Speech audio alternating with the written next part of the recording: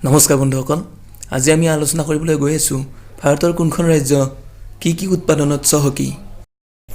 প্ৰথমতে আমি আহোঁ ধপাতলৈ। ধপাত উৎপাদনত প্ৰথম স্থানত আছে গুজৰাট আৰু দ্বিতীয় স্থানত আছে অন্ধ্ৰপ্ৰদেশ। এইবাৰ আহিছোঁ বাদাম উৎপাদনলৈ।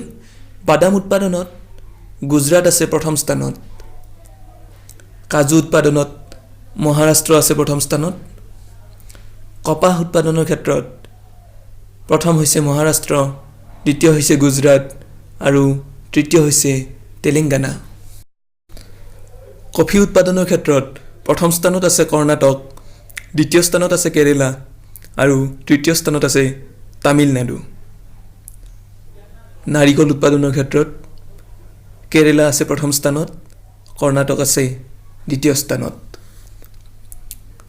চাউল উৎপাদনৰ ক্ষেত্ৰত প্ৰথম স্থানত আছে পশ্চিমবংগ, দ্বিতীয় স্থানত আছে পঞ্জাৱ আৰু তৃতীয় স্থানত আছে উত্তৰ প্ৰদেশ।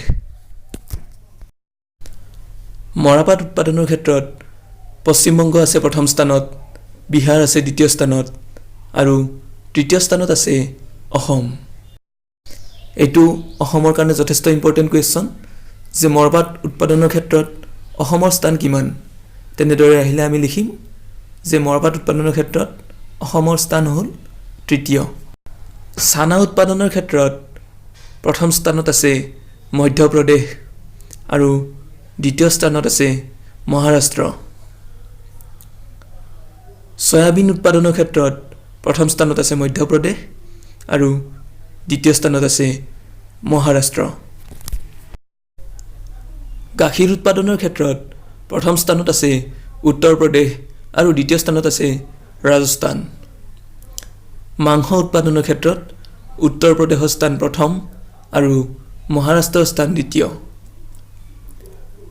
কুঁহিয়াৰ উৎপাদনৰ ক্ষেত্ৰত উত্তৰ প্ৰদেশ প্ৰথম স্থানত আছে আৰু মহাৰাষ্ট্ৰ আছে দ্বিতীয় স্থানত। গম অৰ্থাৎ হুইট উৎপাদনৰ ক্ষেত্ৰত উত্তৰ প্ৰদেশৰ স্থান প্ৰথম আৰু দ্বিতীয় স্থানত আছে পঞ্জাৱ। নহৰু উৎপাদনৰ ক্ষেত্ৰত প্ৰথম স্থানত আছে ৰাজস্থান।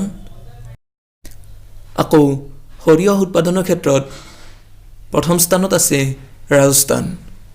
ধন্যবাদ বন্ধুসকল, আজিলৈ ইমানেই। যদি আপোনালোকে ভিডিঅ'টো ভাল পাইছে তেনেহ'লে নিশ্চয়কৈ লাইক কৰিব, কমেণ্ট কৰিব আৰু শ্বেয়াৰ কৰিবলৈ নাপাহৰিব। লগতে মোৰ চেনেলটো ছাবস্ক্ৰাইব কৰে যেন। ধন্যবাদ।